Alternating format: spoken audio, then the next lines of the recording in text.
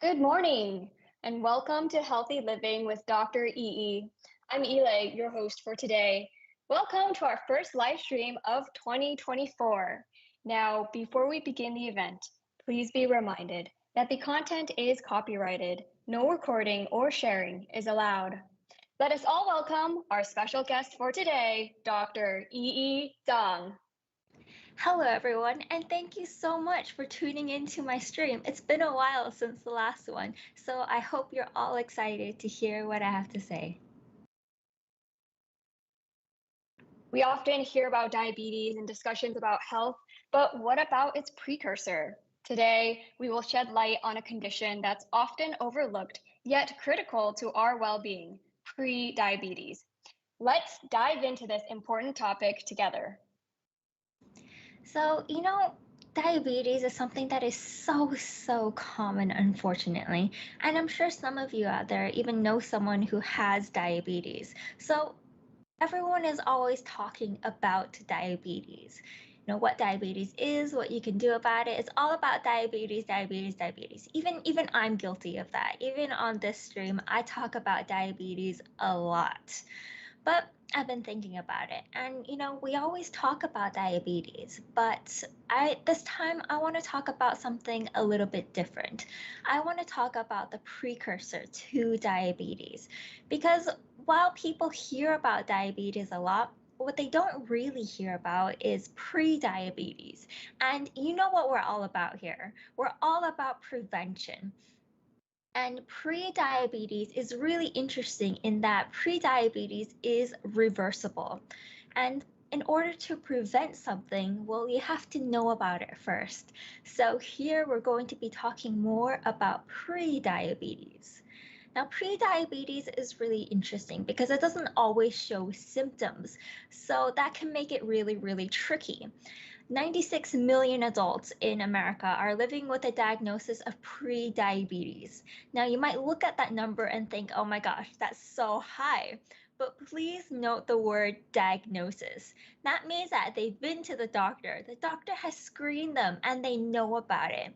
There's many more people out there with pre-diabetes who don't even know they have it. It's suggested that those with prediabetes, more than 80% of the people don't even know they have it. So what sort of precautions are there that we can take? Well, if you're worried about it, you can do things like get your blood sugar levels tested, especially if you're high risk. Now, what does it mean to be high risk? People who are higher risk are those who are overweight or obese, people with a family history of diabetes. So I'm not talking about some distant cousin with diabetes. I'm talking about someone in your close family, like a parent, a brother, a sister who has diabetes. If you're over the age of 45, if you're not very physically active, if you smoke, have high blood pressure, polycystic ovary system, have a history of gestational diabetes, etc. There's a lot of risk factors out there, but you don't need every single one of them. You only need just a few of them to increase your risk of prediabetes. So if you're hearing all this and you're thinking, hey, that sounds a little bit familiar, then it doesn't hurt to go to the doctor and get checked up. Now, what is prediabetes? Now, prediabetes is the precursor to diabetes. So it means that your blood sugar levels are higher than normal, but not so high to be considered to have type 2 diabetes. So it's that in-between point between normal and diabetes. Now, on the blood work, they will do a test called the HbA1c test. This measures the average blood sugar levels over the past 2 to 3 months. So it's a more comprehensive workup of the blood sugar levels compared to other tests that might reflect only the current blood sugar levels. Now, this is especially useful for doctors because it means that patients can't really cheat on this test. Because it doesn't matter if you eat really well or try to control your blood sugars really well right before the test. It's not going to reflect there. So normal will be less than 5.7%. Prediabetes is about 5.7 to 6.4%, and diabetes is 6.5% or higher. There's another blood test that people might be really familiar with called the fasting blood sugar levels. And this is just, that really quick pinprick, and it measures their blood sugar at that moment in time. So normal would be less than 100. Prediabetes is 100 to 125, and diabetes is more than 126. All right, so it's just that in between point. Now, what are the risks of prediabetes? Now, most of the risks of prediabetes are related to diabetes. So if you have prediabetes, you are on the path to getting full-blown diabetes, and the risks there are much the same. So most of the risks will come from, damaging the heart, the blood vessels, the eyes, the kidneys. It can lower your immune function, and it increases the risk of developing type 2 diabetes. And that means that, type 2 diabetes will carry with it further risks as well, such as an increased risk of kidney failure, blindness, depression, damage to blood vessels, and even nerve damage that can lead to amputation. So individuals with prediabetes is just associated with the higher likelihood of developing all of the diseases that are linked to diabetes. So a lot of people believe that, diabetes has something to do with eating too much sugar or something like that, but that's not really the case. When it comes to diabetes, what we really are concerned about are the levels of the blood sugar in your blood sugar, but that's not necessarily connected to how much sugar that you're eating. So a lot of the damage of diabetes comes from this high blood sugar, which is why it's so important to sort of control your blood sugar levels and make sure it doesn't stay very high for prolonged periods of time. So what happens in diabetes, and to a lesser extent prediabetes, is that this high blood sugar levels will damage multiple organs in your body, because as you can imagine, your blood will go everywhere in your body. So of course, if you have abnormally high sugar levels, this is also going to affect multiple places in your body. For example, if you have diabetes, you have an increased risk of eye problems. It will increase the risk of developing eye conditions like glaucoma, cataracts, and diabetic retinopathy, which means that damage to the back of the eye, the retina, the bit of the eye that's responsible for your vision. All right, so a lot of it is all sort of linked together. One of the main things about diabetes and prediabetes is the risks to your blood vessels. And of course, when you damage your blood vessels, that means that your tissues, your organs can't get enough nutrients. It can't get enough oxygen, and that's dangerous. Now, this is what leads to a lot of the more severe risks of diabetes. For example, people with diabetes who have eye problems have those eye problems because the little blood vessels that supply the retina at the back of their eye, they're being damaged. So the retina isn't getting enough oxygen, it's not getting enough nutrients, and therefore bits of it will die off, and you start getting all of these diseases popping up in your eyes. All right, so it's all linked together. This is also why people with diabetes have an increased risk of heart issues as well, because, well, you're damaging the blood vessels. When you damage the inside of the blood vessels, you are making it more prone to develop plaques as well. And when you have plaques, you are at higher risk of heart problems and even more severe problems like a major stroke.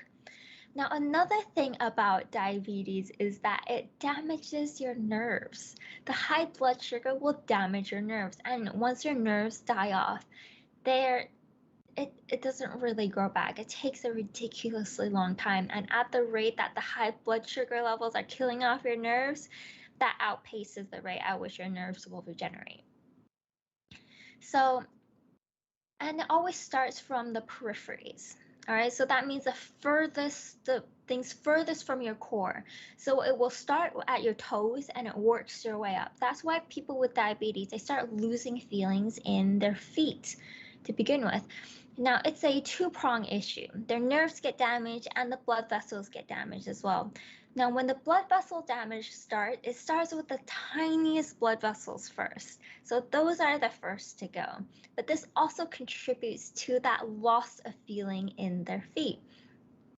And because you have such poor blood flow to your extremities, what that means is that if you have an infection there, if you hurt yourself there, if you have an infection there, the infection tends to be much more severe because if you don't have a really good blood supply, then your immune system can't get to the right place to fight off the foreign invaders. And the high blood sugar levels, they're also, it makes the bacteria there really, really happy. So it's a two-pronged approach. It's sort of a two-pronged damage. So there's a lot of things that will just all sort of roll together to cause all of these major issues with diabetes. And that's why so many people with diabetes will end up with amputations of, either their toes or their feet or even their entire lower limb. So I've met diabetic patients who have stepped on a nail and not even realized it because they have lost so much feeling in their feet. Now, what people don't really realize is that pain is something that is actually really protective for us. When something hurts, we will check it out. We will look for the source of the problem. But when nothing hurts, for example, if you step on a nail and it doesn't hurt, you don't think to look for the issue. You don't really realize that anything is wrong. And so infection can really set in because you're not really taking care of it, because you don't realize that there's something going on there. And the infection takes hold. And then once the infection takes hold and you don't have good blood flow, you don't have really good immune function, it's really, really difficult to fight off that infection. And if you can't fight off that infection, then the only recourse you have is amputation, which is why there's so many diabetics who will end up with amputations. It's because of things like poor blood flow or an infection that can't be controlled any other way. So all of these things will also affect things even in your brain, because when you're damaging these tiny blood vessels, you're also damaging the tiny blood vessels that feed your brain.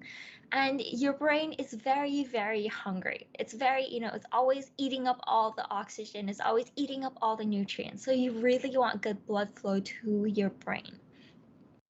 Now, it doesn't only affect you. Prediabetes during pregnancy, such as gestational diabetes, will increase the risk of complications for both mom and baby, including a high birth rate, preterm birth, and the need for a C-section. So it is something that we really, really want to, be on top of. We really want to be able to reverse prediabetes.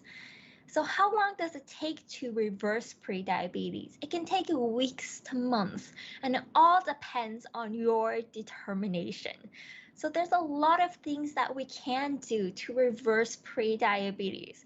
But unfortunately, it's not really your doctor giving you a magic pill that will suddenly cure you of all your problems. No, it's never that easy.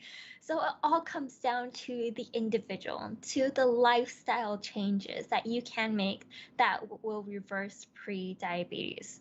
So one of them is exercising regularly. Even in people who are at a healthy weight, low levels of physical exercise are associated with higher blood sugar levels.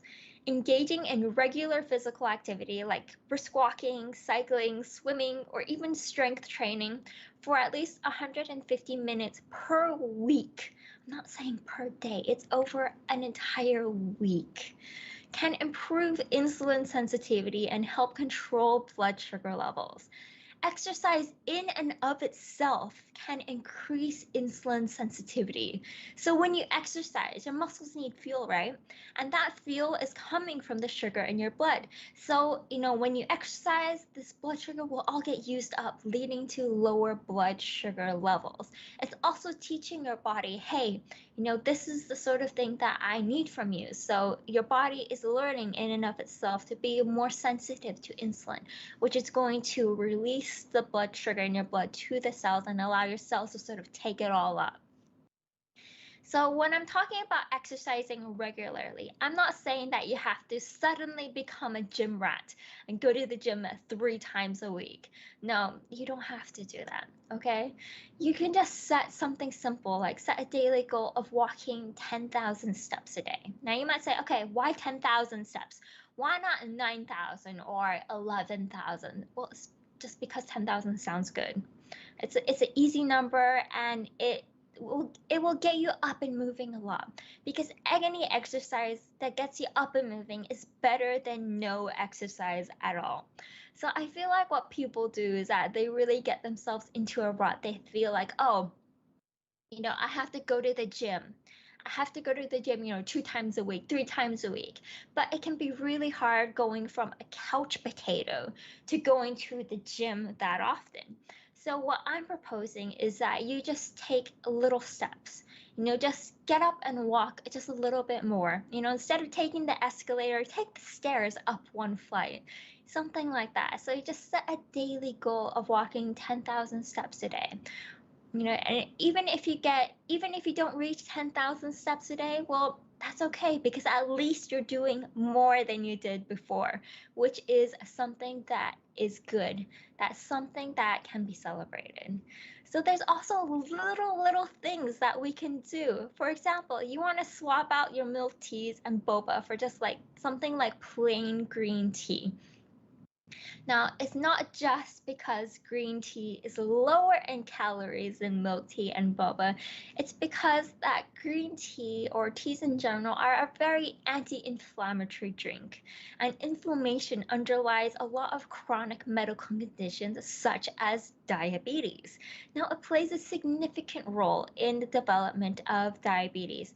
Now, what I'm talking about is something called chronic inflammation, which is elevated levels of inflammation in the body over a longer period of time. Now, these increased levels of inflammatory markers in the body is closely linked to insulin resistance, which is a key feature of diabetes. When the body cells become resistant to the effects of insulin, that means that your body cells can't effectively absorb the sugar from the bloodstream, which will lead to high blood sugar levels, which then leads to all of the damage that you see with diabetes. Additionally, if you have a lot of inflammation in your body, it can actually impair the functioning of the insulin producing cells in the pancreas, the beta cells, which will then further contribute to the insulin resistance and the development of diabetes. Now, all of these inflammatory cytokines can disrupt insulin signaling pathways and promote insulin resistance. Now, it's a sort of vicious cycle, because insulin resistance can also trigger more inflammation. So it's the sort of vicious cycle that sort of drags you down and just promotes the development of diabetes and its complications. Not to mention that chronic inflammation is also linked to other things like heart disease and stroke, which are all risks of diabetes. Now, it's also linked to the other complications of diabetes as well, such as kidney issues or even eye issues. It can even promote the formation of plaques on the inner walls of your arteries. So overall, reducing inflammation is really great. And you can do this through really easy things like exercising more, like I mentioned before, maintaining a healthy weight, managing your stress as well. People always think about, your physical body, but never about other things like stress and the effect it can have on your body. And another really easy thing is just swapping out your milk teas for green teas. Another thing is eating breakfast before 8:30 a.m. Now, blood sugar is naturally higher in the mornings. That's just how our body is. It's naturally higher in the mornings because our body is just like, hey, time to wake up. You got to get moving. So it's, giving you all this fuel to get moving. Eating breakfast will stimulate the production of insulin, which allows your body cells to take up all of this glucose in your bloodstream. So eating early in the day reduces insulin resistance and lowers your blood sugar levels. Now, this is backed by research. Researchers analyzed more than 10,000 adults, and they found that people who routinely eat breakfast before 8:30 a.m. had lower blood sugar levels and lower insulin resistance. And this is regardless of whether they restricted their food intake to less than 10 hours a day or spread it out for over 13 hours daily. So breakfast is something that's really, really important to us. It's our first meal of the day. You're setting the tone for your body as well. And, you're setting the tone for the rest of the day. So this is another thing that is just little things that we can change in our daily lifestyle to help us out. Another thing is staying hydrated. Now, this is so important, but people don't really take this as seriously as they should. Water helps the kidney flush out excess sugar through the urine. Studies show people who drank more water had a lower risk of developing high blood sugar levels. That's because your body is always working hard at trying to regulate these blood sugar levels. All right, but what your body considers more important than getting rid of excess sugar is making sure that you stay hydrated. So if you're not quite hydrated, your kidneys will go, you know what, I'm going to hold on to the water, even if it means holding on to excess sugar, because your body will deem that more important. But if you're very well hydrated, then your kidneys will go, hey, I have all of this excess stuff. I got excess sugar. I have toxins. I have other things that I want to get rid of. But since I have extra water, then yeah, I can just get rid of it. And it's just outside of your body and it's not causing a problem anymore. So, you do want to help your body out. And this is such an easy thing to help your body out, which is just drinking more water. People who drink more water may have a lower risk of developing high blood sugar levels because, well, one thing, it's because you're allowing your kidneys to just, push out all of this excess stuff through your urine. So you're just getting rid of it, which is good. You have improved insulin sensitivity as well because chronic dehydration has been associated with insulin resistance. Okay, so drinking water regularly can help you improve insulin sensitivity and glucose metabolism. Now, there's also other things as well. For example, if you drink plenty of water, you're helping out your kidneys and you're making sure that your kidneys are functioning as they should. Staying hydrated can also help you out in more roundabout ways. For example, if you're staying really hydrated, if you're drinking a lot of water, then you are filling up space in your stomach. It can increase feelings of fullness and reduce your calorie intake, which can help you maintain a healthy weight and thus reduce the risk of obesity-related diseases like diabetes. And if you're very well hydrated, then exercising is not as painful. As you may notice, if you're really dehydrated and you exercise, that's so painful. It's so difficult to manage.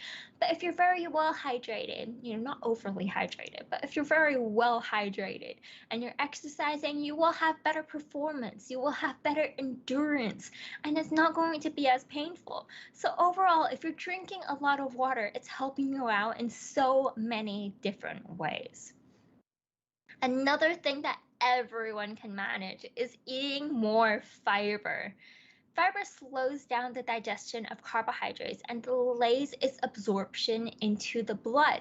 So what carbohydrates do is that once you eat in carbohydrates like rice, bread, pasta, all of those things, what our body does is that it will break it down into simple sugars. This is what your body does. This is natural, it's normal, it's perfectly fine. So what happens then is that your body will break it down into simple sugars, and then your body will absorb these into your bloodstream as fuel.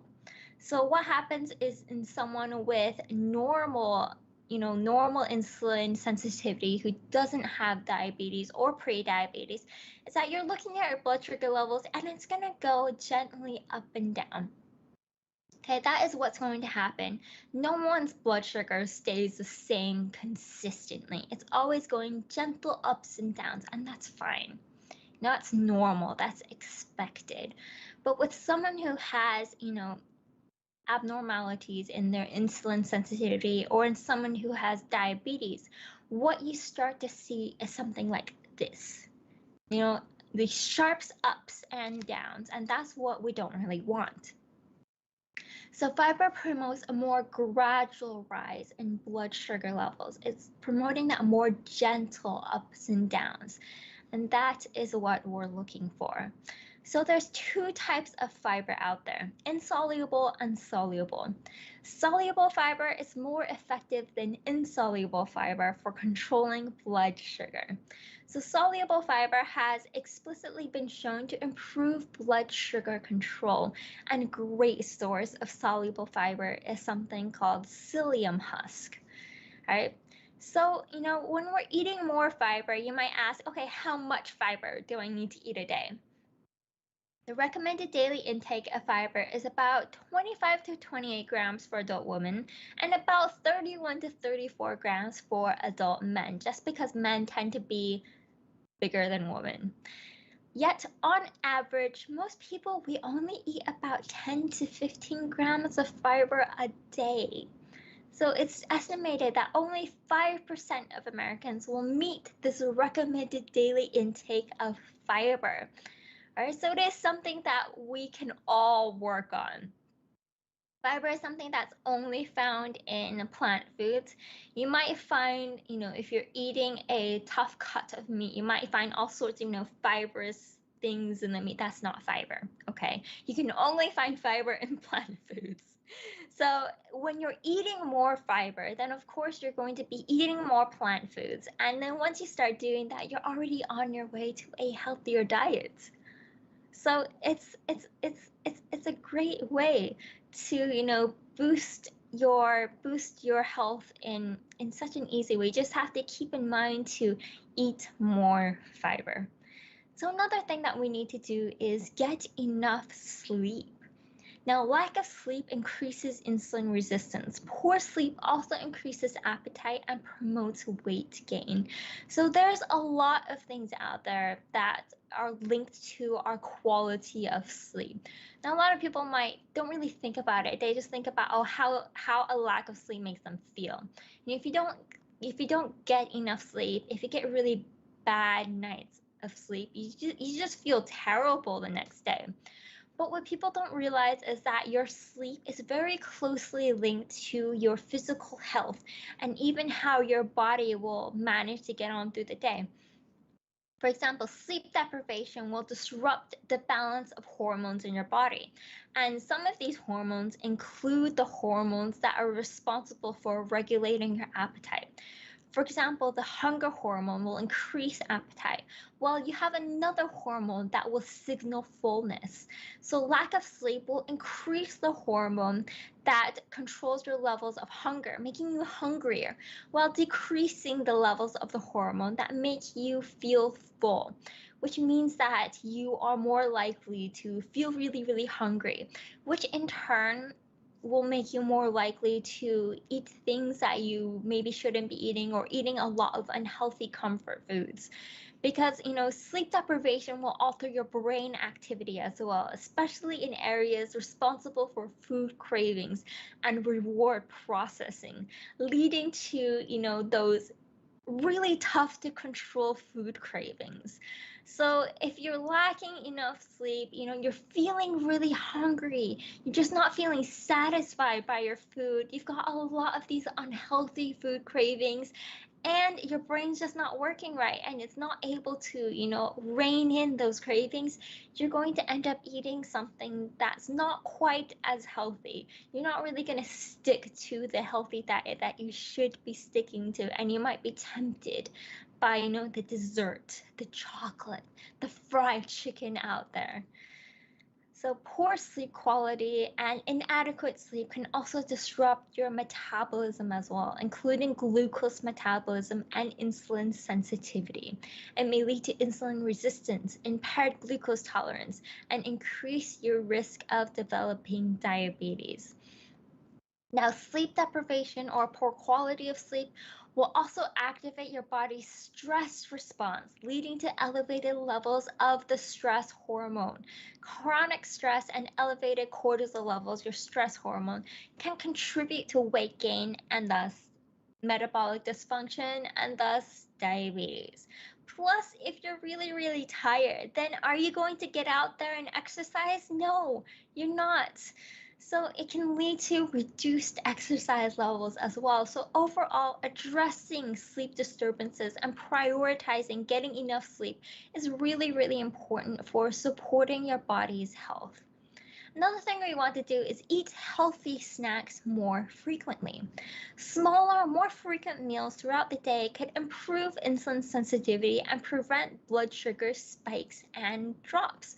Smaller portions are easier for the body to manage, leading to a more stable blood sugar levels because you've got this consistent energy supply because your body's always looking for energy because you're always doing things, and so your body's always looking for energy. So all of these regular meals, even if they're small, even if they're just a snack, it's helping your body ensure that your cells have a consistent source of energy, and this can help prevent sudden drops in your blood sugar as well. It can improve insulin sensitivity by reducing insulin resistance, and you have a more sustained energy level because, well, you're providing your body a stable energy source. Another thing we want to look at is maintaining a healthy weight. Now, studies have shown that even a 5% reduction in weight can improve blood sugar levels and reduce the need for diabetes medication. So in someone who even already has diabetes, losing weight is really, really important because once you lose that weight, your insulin sensitivity improves. Insulin starts working better in your body. This means that for people who have diabetes, they may require a smaller dose of their medications. They may require, less of their medications to get the same effect, which is really, really great. For someone who has pre-diabetes, losing weight is a key aspect to preventing it from progressing onto full-on diabetes or even just reversing entirely. So achieving and maintaining a healthy weight through a combination of diet and exercise can significantly reduce the risk of developing type 2 diabetes.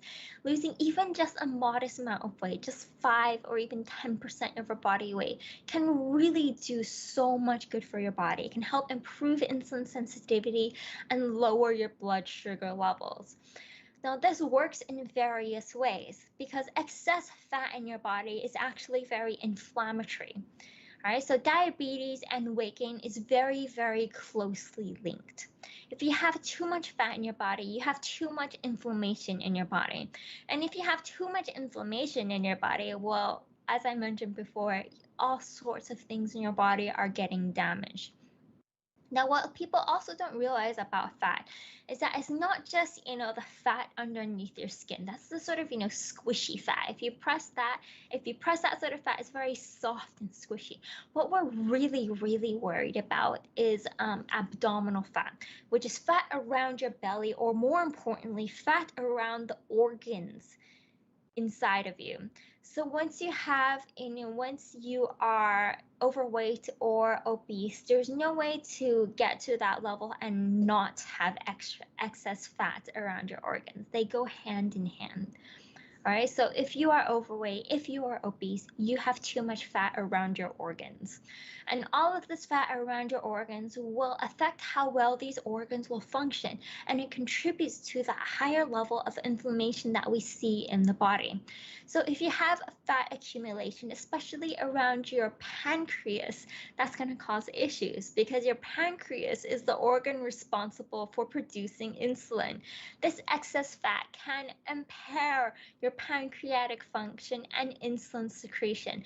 But once you lose that weight, once you lose the fat around your pancreas, then you're allowing for better insulin production and regulation of your blood sugar levels. So once you do this as well, the beta cells in your pancreas are able to work better. Excess weight and a high fat diet has been implicated in beta cell dysfunction and reduced insulin secretion. So weight loss can really help preserve your beta cell function and improve insulin secretion. Now, obesity is also accompanied by other risk factors as well for type 2 diabetes, like high blood pressure.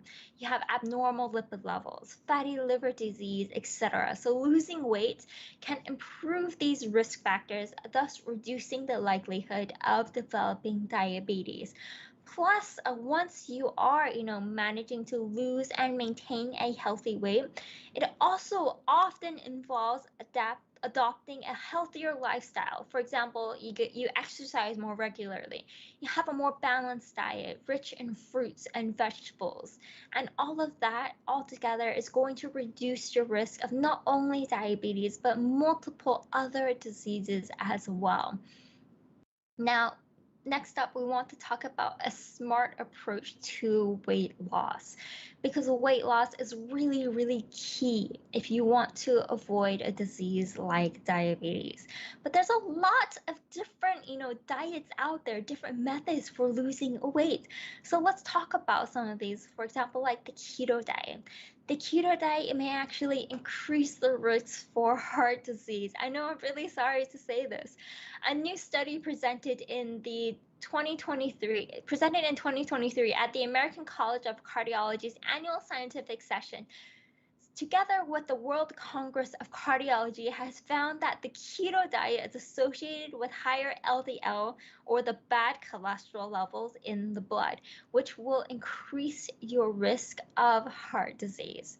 So for those of you out there who might not know, a keto diet is a high-fat, low-carbohydrate eating plan designed to induce a state of ketosis in the body. So the keto diet often emphasizes consuming high amounts of fat from sources like butter, cheese, meat, coconut oil, etc. And all of these fats have been shown to increase LDL cholesterol levels, which are strongly associated with heart risk. It can also have changes in your lipid metabolism, because the ketogenic diet shifts the body's primary fuel source from carbohydrates to fat, leading to alterations in your lipid metabolism. Plus, the ketogenic diet also tends to be really, really low in dietary fiber, because if you're just thinking about it, all of the sort of foods that are really high in fiber are things like fruits, vegetables, whole grains, all sorts of things which you aren't really encouraged to eat on a keto diet. So a low fiber diet also contributes to that higher LDL levels in some individuals. So, it can increase your risk of heart disease, and it can increase the risk of heart events like chest pain, which is called angina. That's before you have a heart attack. A heart attack is when your vessels are completely blocked and your heart muscle goes, oh, I'm not getting enough oxygen, and it dies off. That's a heart attack. If you have chest pain, which is angina, which is chest pain on exertion, your blood vessels are very, very narrowed. Not quite blocked, but very, very narrow. So when you do anything like exercise a little bit more, have a little bit of more exertion, have a heightened emotional state, then your heart muscle, it starts requiring more oxygen than your blood vessels can deliver. And once that starts happening, it starts hurting, because your heart muscle goes, hey, I'm not getting enough oxygen. That's angina. Blocked arteries requiring stenting, heart attacks, or strokes. Now, another thing about weight gain is that people really, really like to sort of blame medical conditions for weight gain. And a common organ that they like to blame is your thyroid. And while I don't deny that if you have thyroid problems, especially hypothyroidism, it can be really, really difficult to lose weight and really, really easy to gain weight. However, I don't want people having this idea that, oh, because I have a disease, therefore, I can't lose weight. I don't want them to lose hope like that. Even if you have medical conditions, you can still manage to lose weight. Yes, it'll be more difficult, but it's not a lost cause. You can still manage to do it. So most of the extra weight gained by individuals with hypothyroidism is due to excess accumulation of salt and water. So about 5 to 10 pounds of body weight may be gained depending on the severity of your hypothyroidism. So yes, it is easier to gain weight. It is harder to lose weight, but it's not something that is impossible. So I don't want someone to just give up because they have a certain medical conditions. Now, another really, really popular way for people to lose weight is something called intermittent fasting and calorie counting. So intermittent fasting is, as the name suggests, people say, oh, I have this time in which I can eat food and the rest of the time I'm going to fast. So it might be, eating one meal, eating 4 meals, eating at 1 p.m. or eating at 1 a.m. It doesn't really matter. Right? Intermittent fasting might work for losing weight because you're not eating food. And if you're not eating food, you're not taking in the calories. If you're not taking in the calories, then you're going to lose weight. That's how it works. All right, but it's not so much all about the time that you're eating. It doesn't really matter what time you eat or how often you eat. It's all about the calories that you're taking in. So if you have, really long fasting times, you can actually have side effects like feeling really fatigued, having a headache, having constipation, having really bad mood because you're starving and you're not letting yourself eat. Or in the worst cases, after that period of fasting and you finally allow yourself to eat, you might overcompensate and overeat instead. So that is also not really something that we want happening. All right, so while intermittent fasting, yeah, it can work for some people. It's not the it's not the it's not the magic pill that a lot of people make it out to be. Another thing is a gluten-free diet. A gluten-free diet does not lead to weight loss. It is for people with celiac disease. If you do not have celiac disease, you don't really need to be on a gluten-free diet because there is no evidence showing that a gluten-free diet is effective for weight loss or general health for people who do not have celiac disease. And if you're avoiding all sorts of foods that you don't need to avoid, it may even lead to nutritional deficiency. 0-calorie drinks do not help with weight loss. I know. It sounds counterintuitive, but in fact, it's because for a lot of these drinks, instead of having sugar, they have artificial sweeteners instead, because artificial sweeteners are sweet, but they don't have those calories. However, they are linked to weight gain, diabetes, and heart disease because it can alter your microbiota negatively and can make you crave sweeter foods, and it can interfere with the body's mechanism for metabolizing sugar. Now, artificial sweeteners are linked to weight gain, diabetes, and heart disease. And it can sort of give you a license to eat more. When you think of all of these things, you have to remember that humans are humans. And it is sort of human nature to think to yourself, hey, haven't you, I'm sure you've had this thought before. You might think to yourself, hey, I gymmed really hard today. So, I can afford to eat a chocolate chip cookie. Or, I gymmed really hard today. I can afford to eat this and this, just a little bit more. We've all had those thoughts. I've had those thoughts. All right, so a lot of people think, hey, if I've had this 0-calorie drink, maybe I can afford to eat something else instead because, I've earned it, or, I can afford it. But when you do that, as humans, we are notoriously terrible at estimating calorie content in food. So when you do this sort of thing, you're actually negating whatever good you did before. You're negating your exercise gains. You can often end up eating more calories than you saved by, drinking a 0-calorie drink. So it's not really helping you out.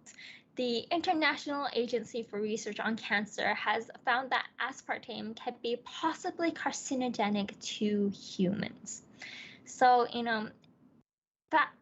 So sugar always has a really bad rep out there, but artificial sweeteners are not really a better alternative to sugar. Sugar is not all that bad for you. You just gotta make sure not to eat so much of it, and you're okay. There are no such thing as fat-burning foods. These following foods, pineapple, ginger, onion, celery, chilies, garlic, asparagus, green tea, etc. There's so many out there. They do not help you burn or cut fat in your body. I wish it was true because it seems so useful and so easy. But of course, all good things never, it's too good to be true, right? So all of these foods, they do not help you burn or cut fat. It's just all of these foods, they tend to be lower in calories. They tend to have more fiber. They might have a lot of nutrients out there. Drinking water or having a lot of these, other fruits out there that have a lot of water content, they may help you out there. They might have anti-inflammatory properties as well, like green tea. All sorts of plant foods, vegetables, fruits, they all have all sorts of anti-inflammatory properties. So all of these could help you out in some ways, but that's just part of eating a healthy diet. It's not because these foods have some magical fat burning properties. It's not so much like that. Weight loss supplements can be dangerous.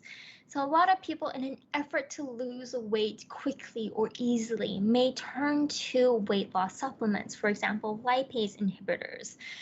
When you're on these lipase inhibitors, you can lose about 3.25 kilograms a year, which is not a lot. If you have a healthy diet, you could lose more than that. You run the risk of damaging the liver and kidneys, and it can cause colon cancer in animal models. Now, another medication that a lot of people will use for weight loss, even though it's not even meant for weight loss, is diuretics.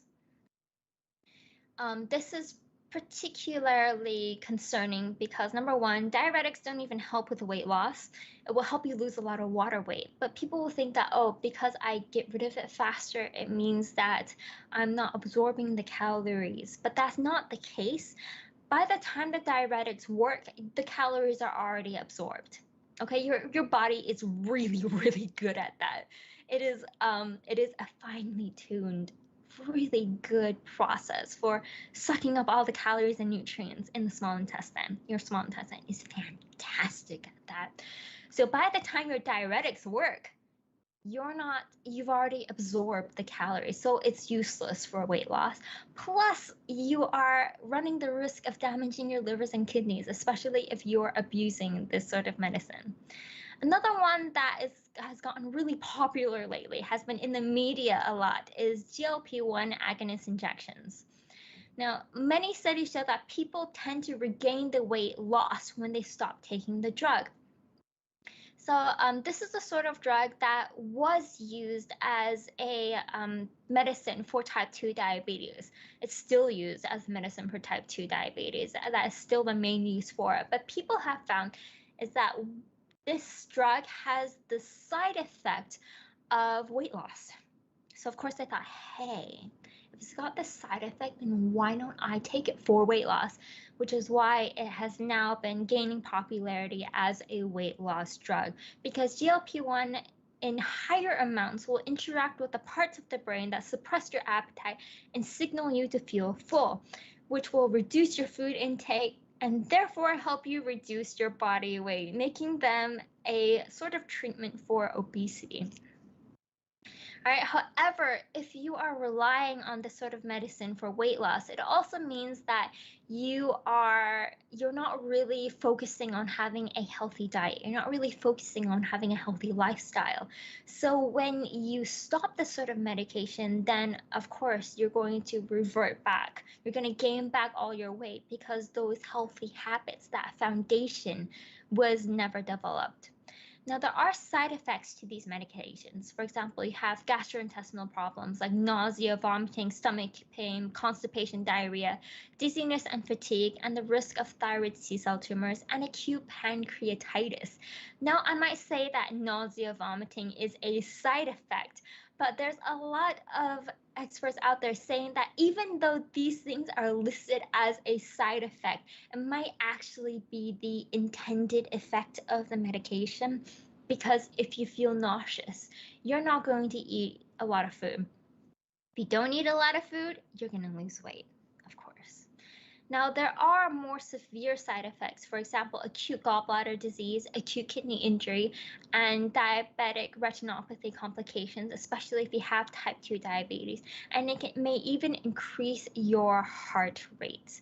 So all of these medications, while they do have very legitimate usage for use in, treating type 2 diabetics, and there is ongoing research on how it can be safely used for weight loss, it is still something that we want to, keep an eye on, make sure that more research is done into the safety of this medication and how it can be safely used for people with diabetes and for people who really, really do want to use it for losing weight. It's not for people who just want a sort of easy method for losing weight. It's not something like that.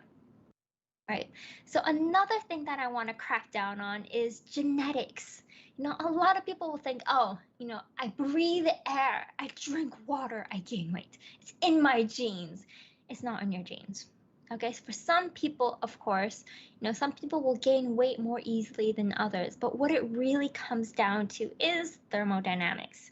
If you eat more calories than you burn, you're gonna gain weight. If you eat fewer calories than you burn, you're going to lose weight. That is how it works. All right, that is the end all. That is how it works.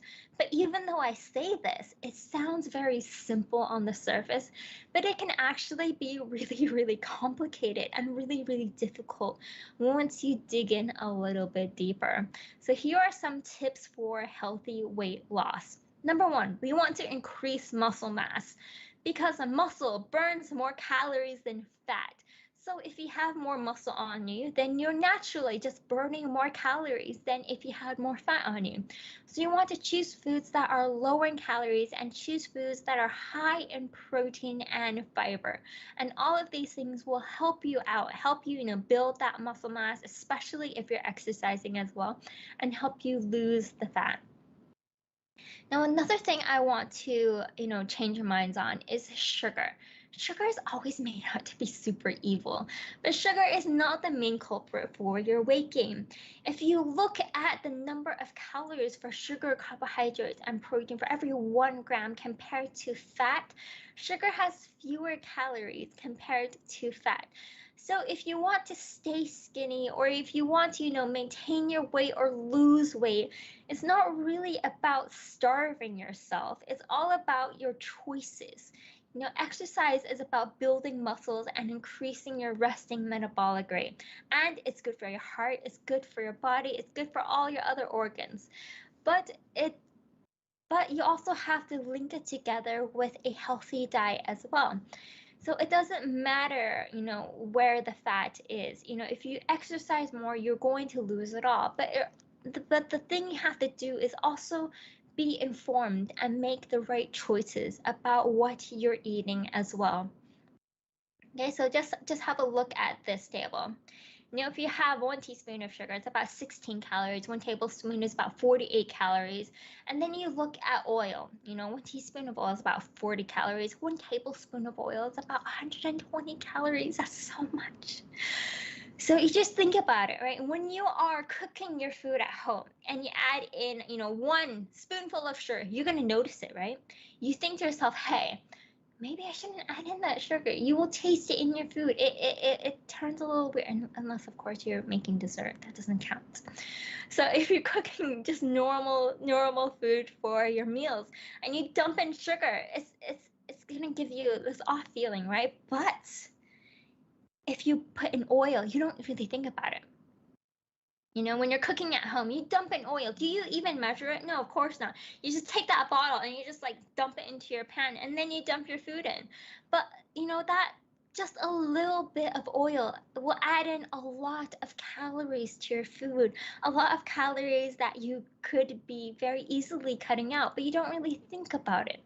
All right, so that's the pitfall when it comes to this equation, this calories in and calories out equation, is that people are notoriously bad at estimating how many calories they burn and how many calories they're eating per day. So I want to help you get a better idea of this. So estimated calorie needs per day, just have a look at this chart. People always say, oh, it's about, 2,000 calories a day. But if you are if you are a woman and you don't move around a lot, it can actually be less than 2,000 calories a day. People will also think, oh, I'm eating the same healthy diet, in my 30s as now when I'm in my 60s or 50s. What people don't realize is that as you get older, your calorie needs will reduce. So just look at this next chart. Compared to the previous chart, you might notice that as you get older, your calorie needs reduce. So you could have an amazingly healthy diet in your 30s or in your 20s, but as you get older, if you eat the same things in the same amount, you might actually cause yourself to gain weight because you're eating too many calories and you don't even realize it. Okay, so there's a lot of other things as well. For example, if you have tea, just plain tea, it's about 2 calories. It doesn't really matter what tea it is, it's about 2 calories. But then you start adding in all of the extra.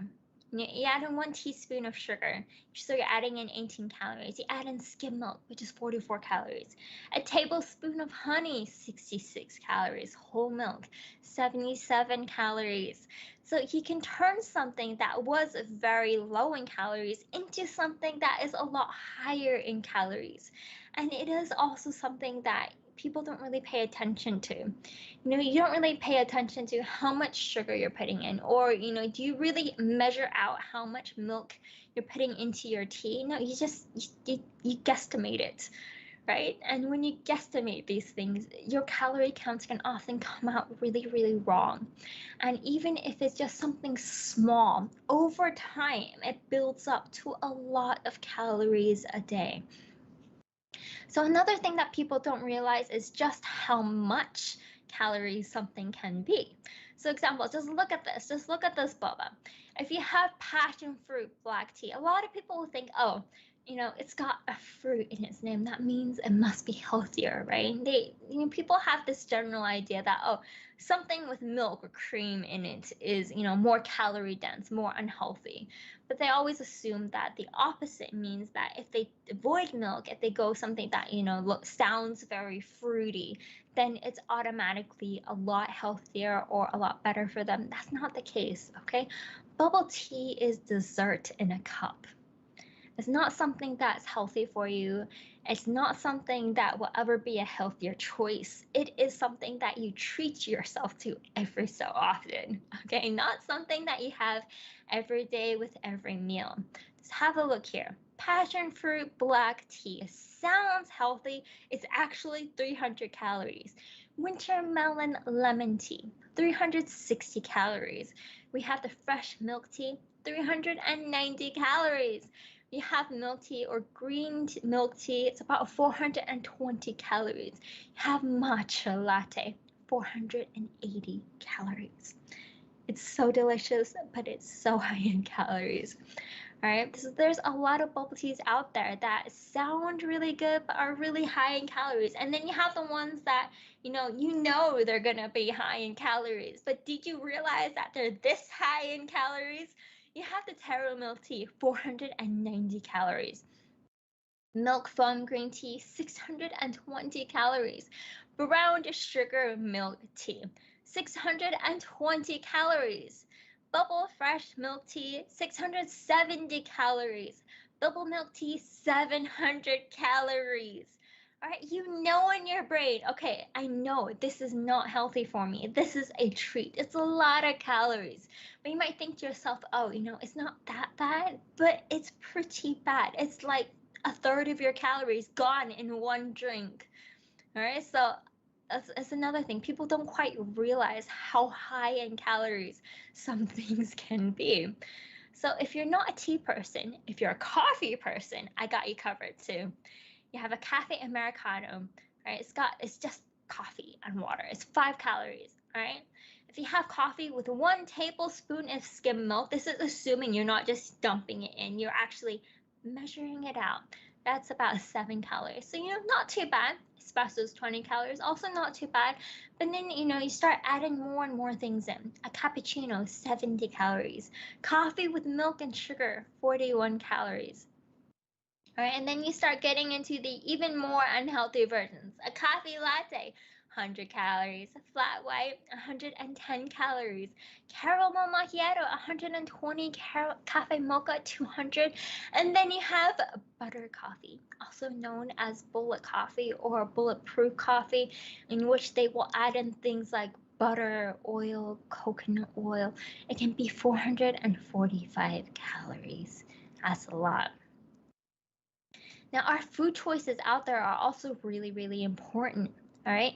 You have a salad, mixed green salad, no dressing, 17 calories. That's really good, really healthy. But then, a lot of people out there, they don't like the taste of salad. So they add in things to make it more delicious. They add in salad dressing. But then once you start adding in these salad dressings, the calories start adding up. So just look at it. The best one is like balsamic dressing, which is about 44 calories. Not too bad. And then you start working your way up. Coleslaw dressing is 90. Thousand Island dressing, 96. Roasted sesame dressing, so good, but 101. Caesar dressing, 110. And mayonnaise, 150. Now keep in mind, it's only 20 mils. Okay, that's not a lot. A lot of people will add in more than that into their salad. Not to mention, it's not just salad dressings. It can be toppings as well, like cheese, bacon. Once you start adding all of these things into your salad, it turns what was once a really healthy, low-calorie meal into something that is suddenly not very healthy anymore and a lot of calories. So just because something is salad doesn't necessarily mean that it is healthy or good for you.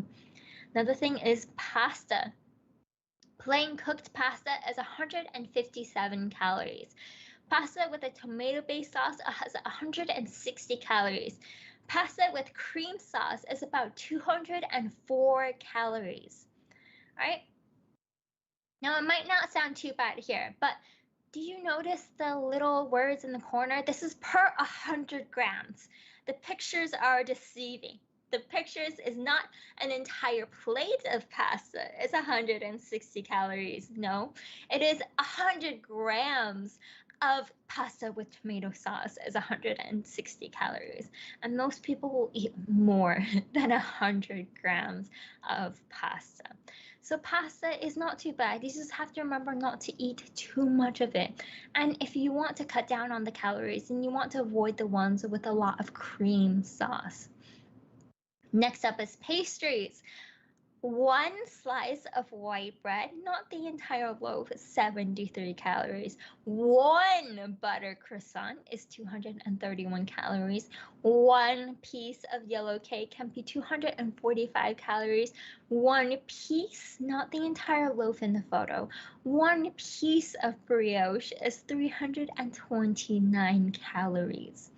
All right, so when it comes to our pastries as well, you can see a running theme here. The more butter that's added into it, the more sugar, the higher in calories it's going to be. All right, so even when it comes to these sort of vegetable dishes, it also depends a lot on the cooking method. For example, if you have steamed mixed vegetables, it's about 59 calories. You can eat a huge amount of steamed mixed vegetables and feel really, really, really full at the end and take in very few calories. But on the other hand, if you are deep frying your vegetables, it's all that oil. It will add on so many unnecessary calories. For example, vegetable tempura is 238 calories. Again, this is per 100 grams, not that entire plate there, per 100 grams. right? Even when it comes to our meat as well, it really depends on which bits of it you're eating and how you're cooking it. So for example, if you're boiling or steaming your chicken, it's going to be lower in calories than if you are deep frying your chicken. If you're not eating the skin, it's also lower in calories. So best off is if you're boiling or steaming your chicken. Next up is if you're grilling your chicken, that's because you have to add a little bit of oil so it doesn't stick to that grill. Worst is if you are frying the chicken. That will add in a lot of calories, again, because of all of the oil that you are adding in. So another thing is that coconut water. Coconut water is something that is surprisingly high in calories. People think that, oh, it's from a plant. It looks sort of clear like water. So, they have this impression that it's not very high in calories. But coconut water is pretty high in calories. It's about 43 calories for every 240 mils. Pork balls, just 2 balls, not the bowl, 2 balls. It's about 80 calories. 1 cup of orange juice is about 113 calories, and 1 red bean bun is about 177 calories. So that is also something that is more for dessert than as a regular meal. Now, next up, you have a double chocolate chip cookie, one piece, 213 calories. White chocolate chip macadamia nut cookie, 218 calories, also just one piece. Glutinous rice balls with black sesame filling, 3 of them is 230 calories. Right? People don't quite realize these things. All right, 2 slices of kaya butter toast is about 307 calories. How many people would have this for breakfast every day? That is a lot of calories just gone for breakfast. And is it very filling? Not necessarily. Fried rice with shrimp, 1 cup. All right, people tend to eat more than 1 cup of this. It's about 329 calories. That's because when you fry rice, you have to have a lot of oil there. And 1 protein bar can be 410 calories. So if you are exercising a lot and you're just guzzling down those protein bars, it might be really good for, getting that protein, but it's not so good if you're trying to lose weight because that's a lot of calories for a protein bar. Now, other things as well are these sort of noodle dishes. It can be 491 calories, and you might look at it and you think, hey, that doesn't look so bad. It doesn't look, super unhealthy, but it can actually have a lot of calories in it. Durians, oh, a lot of people love them, but they're also really, really high in calories. 1 fruit can be 885 calories. Another one out there is mooncakes, a double yolk mooncake. 1 mooncake is 890 calories. So that's a lot. So when you're eating mooncakes, you don't cut it into 4. You cut it into 10, and then you have, 1 tiny bite of it. That's how you eat mooncakes to reduce the amount of calories that you are taking in. So the takeaway from all this is that if you are looking at preventing diabetes, what we really want to focus on is something called pre-diabetes, because it's at that point that you can really take concrete steps to improve your health and reduce your risk of getting full-blown type 2 diabetes. And it's at that point that we can really, really work on prevention, stopping ourselves from getting a disease to begin with. Because once you have a disease, it's really, really difficult to, backtrack then, because you've already done that sort of damage to your body and you've already got that disease. So prevention is always, always better. And a key point to preventing diabetes is losing weight. And there's a lot of ways to lose weight out there, but what it really comes down to is just calories in and calories out. But what we as humans really, really struggle with is estimating how many calories we burn and how many calories we're eating in. So hopefully with this, you've gained a better understanding of the amount of calories out there, and you've gained a better understanding of how you as an individual can help yourself maintain a healthy weight and reduce your risk of all of these diseases out there. Now we will be answering some questions from the audience. Please state your question in the live chat section. Kindly avoid asking questions about personal illnesses and ask each question only once. Dr. EE, can you please clarify if soybeans have any link in soothing stomach problems like gastric? Okay, so when it comes to gastric issues, there are so many things that can cause gastric issues. It's really tough to say that any one food has a link to soothing all of these gastric issues because you have to sort of pinpoint what is the issue to begin with. For example, if it is an inflammatory issue, if you have gastritis or inflammation of your stomach lining, then the fact of the matter is that if you have that sort of inflammation, anything you eat can irritate it. Soybeans can, just because you are putting stuff in there, you're putting stuff in contact with the lining of the gastric, it can be something that can be irritating to it. But if you have something else, for example, if you have gastric issues because of reflux, then people might find that, hey, if I move on to a diet with a lot of fiber, with more plant foods, then it could help out their symptoms. If you are having gastric issues, not just upper gastric issues, but lower gastric issues, it could be issues like if you have celiac disease, then it's really just, avoiding gluten. Or you could have something like Crohn's disease or ulcerative colitis or other things. There's a lot of different causes out there of gastric issues, but generally, on a general basis, if you eat more fiber, if you eat more plant foods, it can often, help either not trigger any gastric issues, or it can help you, just gain a healthier body and help you out with any of the gastric issues that you might have there.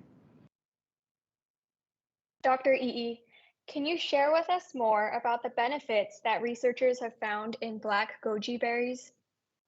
So there are a lot of, benefits of black goji berries. And one of the benefits that researchers have found is that black goji berries have a lot of strong antioxidants in there. And in fact, it can have a higher phenolic content than blueberries.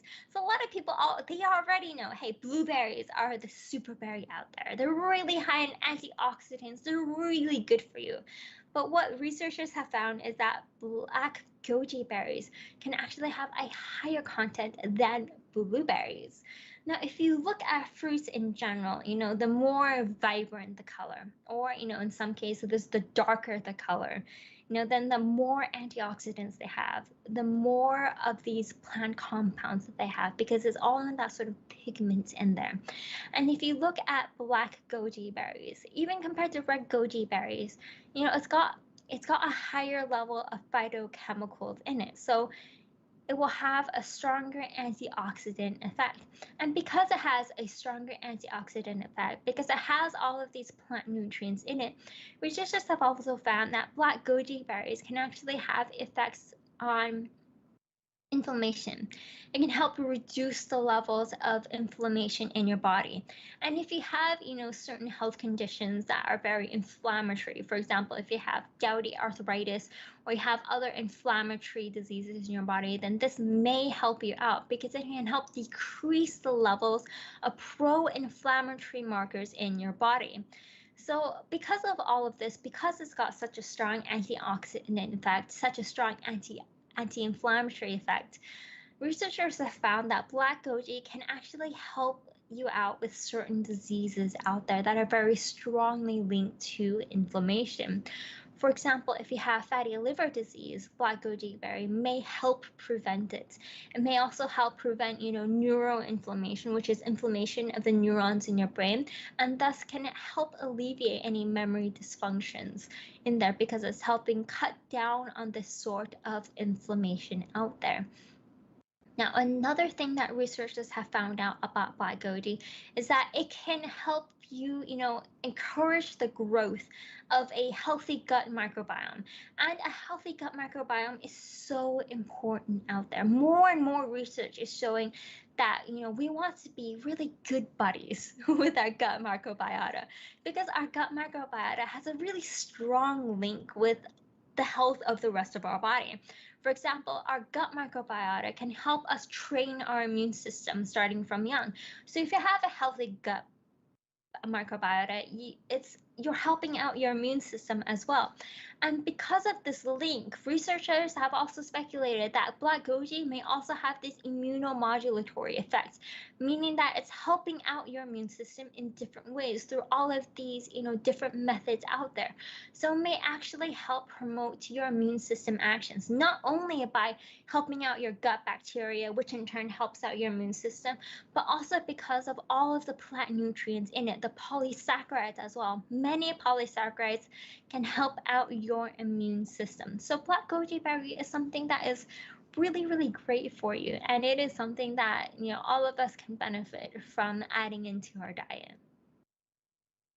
Dr. EE, I read in Newsweek that too much protein is not good for the arteries. Can you expand on this? All right, so there has been an article that has been making its round recently, and it's an article out there going like, hey, we have found this potential link between protein and heart disease.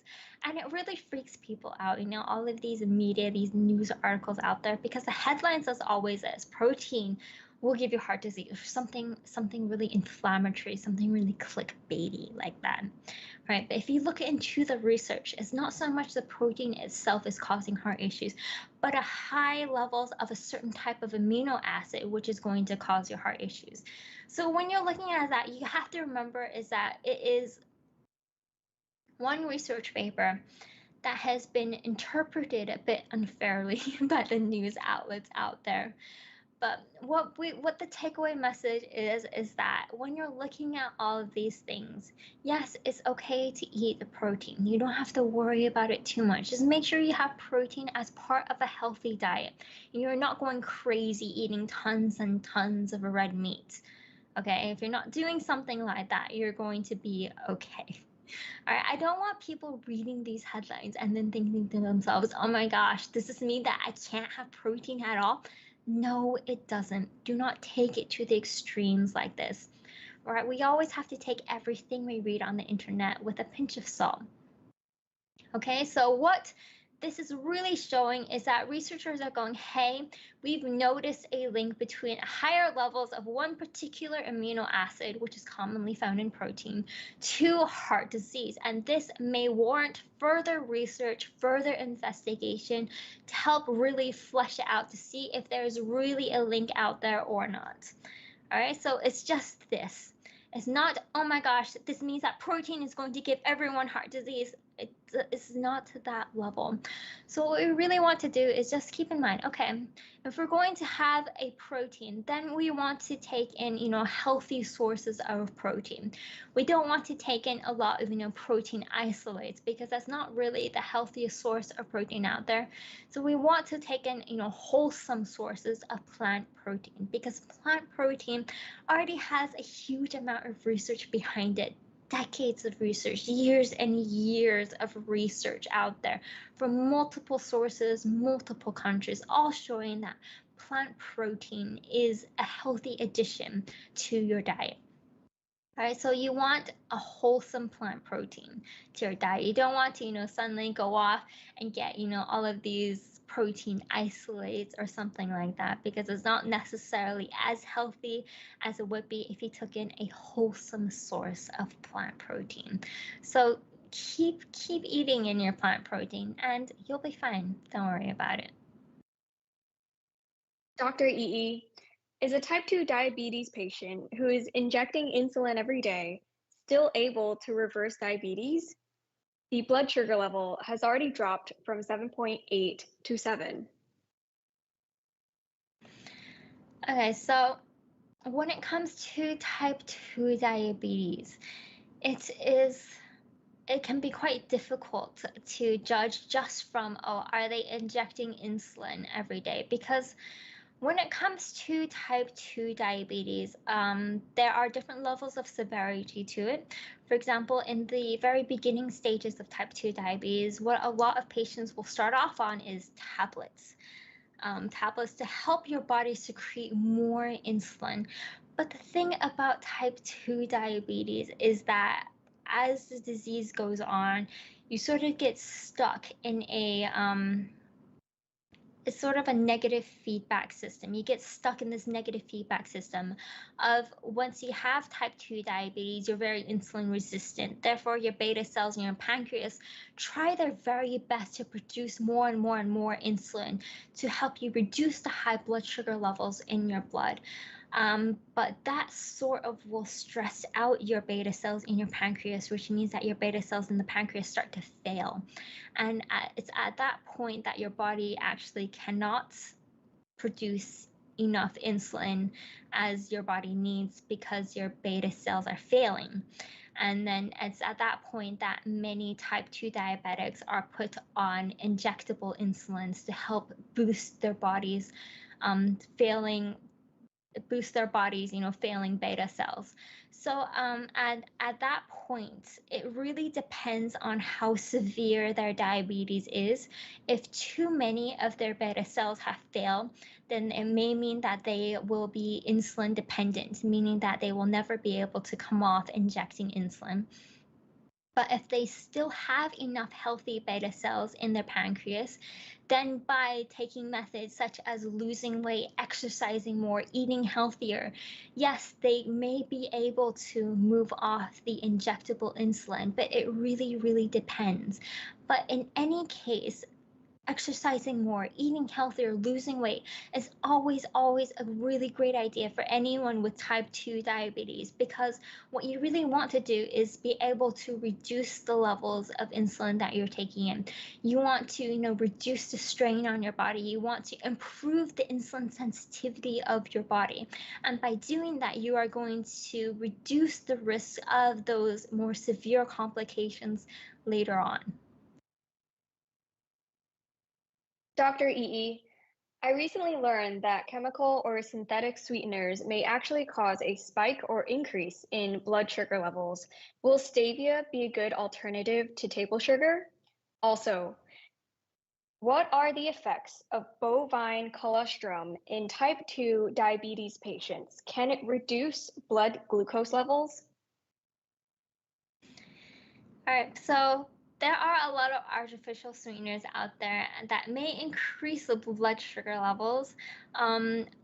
When it comes to artificial sweeteners, it's something that is sort of synthesized in a laboratory. Stevia is something that is extracted from a natural plant, the stevia leaves. So while it is not as bad as the artificial sweeteners, and it can be an alternative to natural sugars, what we really want to realize with diabetes and blood sugar levels is that people always fixate on sugar, on the sugar in their foods and how sweet a food is, when in reality, it's got nothing to do with how sweet a food is or the sugar in your food. It's all about the glycemic index of a food. Okay, and the glycemic index it's sort of a rating system of your food of how fast does it make your blood sugar increase. So it goes from 0 to 100. 100 is something like glucose. You take in pure glucose, your blood sugar is going to go like zoop. All right, that's 100. Something like 0 is something that's not going to make your blood sugar go up at all, but anything you eat is going to make your blood sugar go up. So it really depends on the glycemic index of a food and not the sugar, not how sweet something is. All right, so you want to pick foods with a low glycemic index, and that's doesn't really have anything to do with the sugar it has or how sweet a food is. For example, a potato or white rice has a glycemic index of like 88. That's really, really high. But is a potato or white rice sweet? No, it's not. Right? But still, it's going to make your blood sugar go like that, especially if you have type 2 diabetes. But then if you have something with a little bit more fiber, like brown rice, then, it's going to reduce the glycemic index of the food because of all the fiber there, and it will help reduce that spike in your blood sugar levels. All right, so that's what we're sort of looking for, not so much as, hey, I need to replace my table sugar with stevia. It's not not quite as easy as that because there's a lot of sweet things out there that actually don't increase your blood sugar levels. For example, glucose is rated as 100. You know, it's pure sugar. It's this type of sugar that they actually measure in your bloodstream when you're looking at diabetes. But another type of sugar, for example, fructose, fruit sugar, actually has a glycemic index of 23, which is quite low. But is fruit sugar sweet? Yeah, of course it's sweet, but it's not going to make your blood sugar spike like that. It's just going to go like gentle ups and downs. So it's not so much just hyperfixating on the sugar. You want to look at the glycemic index of the foods. Or, you know, if you don't really feel like, you know, looking up the glycemic index of every food you eat, here's an even easier, even lazier method for helping you out is just to eat more fiber, because a lot of the foods that are lower in your glycemic index, which is what you're looking for, a low glycemic index, are foods that have more fiber. All right, so if you have a lot of fiber in your body, it's going to help, you know, it's going to help sort of reduce those spikes. It's going to give you those gentle ups and downs that you're really looking for. Now, if you're looking for bovine colostrum in type 2 diabetic patients, what it comes down to for reducing blood sugar levels is just your normal diet, okay? If you have type 2 diabetes, there are two things you really, really need to stick with. Number one is you want to stick with your medications. Take your medications as your doctor gives them to you, okay? Because the dangers of type 2 diabetes is from the high blood sugar levels. All right, that is where all of the health problems come from, high blood sugar levels. So you want your medications to reduce those blood sugar levels. You want to take them. In the meantime, you want to work on your diet. Make sure you have a very healthy diet, full of a lot of, you know, plant foods, full of a lot of fiber, and you want to exercise more. You want to lose weight, maintain a healthy weight. All right, and by doing that, you may be able to ease yourself off of the medications that your doctor put you on to control your high blood sugar levels. Do not fall prey to a lot of these, you know, weird and wonderful foods out there like bovine colostrum. You know, there's a lot of foods out there that will say, you know what, this will magically reduce your blood sugar levels, or this will also magically reduce your blood sugar levels. There's a lot of foods out there, but just generally, you don't really have to spend a lot of money or go looking for all of these special things if you just go to the supermarket out there. Just look at your plants and vegetables. Just look at all of the things out there. That's all you really need. You just need a rainbow of fruits and veggies in your diet, and that will be one of the best methods for reducing your blood sugar levels even if you have type 2 diabetes, and it will help you improve the health of your other organs as well. So don't stress too much about finding out some, you know, magical cure-all. Just focus on exercising more, maintaining a healthy weight, and having a diet full of all sorts of plant foods. Dr. EE, is the aging of tiny blood vessels one of the factors that contribute to the deterioration of our brain health, eyesight, and reproduction system? Yes, as we get older, our tiny blood vessels will not work as well because, well, damage builds up over time. And one of the things that are more easily damaged are our tiny blood vessels because, you know, they're so small. Some of them are so small that only one red blood cell can pass through at a time. All right, so they're incredibly tiny, and because they're so tiny, they're also incredibly fragile, which means that over time, you know, damage builds up and you have all of these tiny blood vessels that will be damaged over time. It's just a fact of life. We will damage our blood vessels. We will put our body through stress. We will put our body through all sorts of damage out there. If you're living in a city, just breathing the air can be damaging because of all the pollution out there. So yes, the aging of our tiny blood blood vessels is one of the reasons that can contribute to the deterioration of our body, of our various different organs out there. But that doesn't mean that we have to give up. There are all sorts of things that we can do to help, mitigate this damage. There's not a lot that we can do to completely avoid it, because one of the factors that causes it is just time. All right, unfortunately, it's just the passage of time that will cause it. But so what we can do is things like, eat a healthy diet. If we take in a lot of plant nutrients, a lot of antioxidants, a lot of phytochemicals, polysaccharides, all of these things can help bolster our own defenses, help improve our body's, ability to either, help repair this damage by growing new blood vessels, or, help us stop the severity of the damage to begin with, because a lot of this damage can result from processes like oxidation, which can damage these tiny blood vessels. And if we exercise more as well, that's also really, really good for our cardiovascular system, including our blood vessels. So it's all of these things that can contribute to the deterioration of it, but there's also a lot of things that we can do to help support us and help, reduce the level of deterioration. Due to time constraints, the next question will be our last question. Dr. EE, I've heard NMN supplements are banned in the US, but that they're going to be classified under the drug category. Does this mean that they are more effective? So people always think that just because something is classified as a drug, it is somehow more effective or it is somehow stronger. That's not necessarily the case. There is more of a, hey, the FDA is more saying, hey, it's not because it is stronger or more effective, therefore it's going to be classified as a drug, but more of a, hey, on closer look, this sort of thing has a lot of side effects that we want to have more of a control of. So what they're saying is, hey, this thing needs more control. They want to make them go through more trials, more proof, more research into the side effects, going such as, because the thing about drugs is that when it is regulated like that, you have to be able to say, okay, at this dose, it will cause these sort of side effects. These are the sort of known side effects. This is the safety margin. This is the half-life. This is such and such and such. This is a lot of things that you have to be able to prove.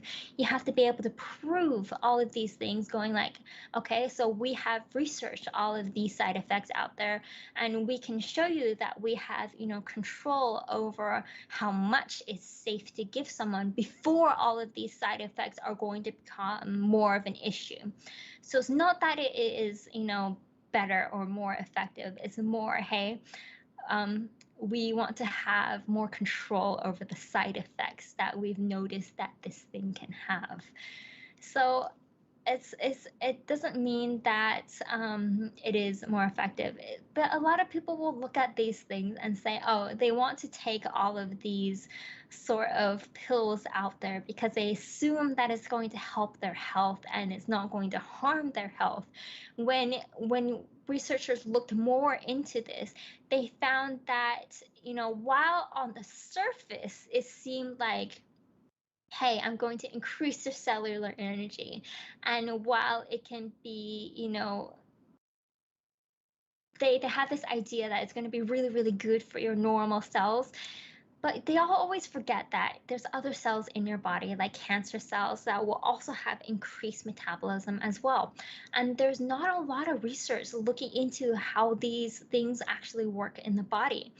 And so researchers set out to examine how much of it was present in cancer cells, in T cells and healthy cells. And they found that these sorts of compounds could actually increase the risk of serious diseases, and high levels of it could actually increase the risk of developing certain types of breast cancer, or even cause cancer to metastasize to the brain. And once it's in the brain, there's very, very little that doctors can do. So it's more of a, we want to have a better insight into these side effects. We want to control it before we allow people to take it, when we want to know more about what sort of harm it could cause before we just allow it out there. So it's more looking at it and making sure that they're really looking into the negative side effects rather than meaning, oh, it's more effective for us.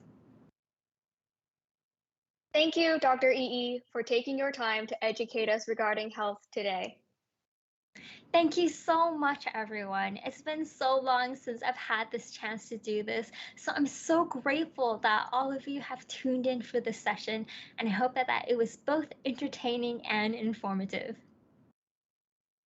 Thank you, everyone, for watching. This video will be accessible until March 13th, 9 a.m. Take care and stay safe. Goodbye.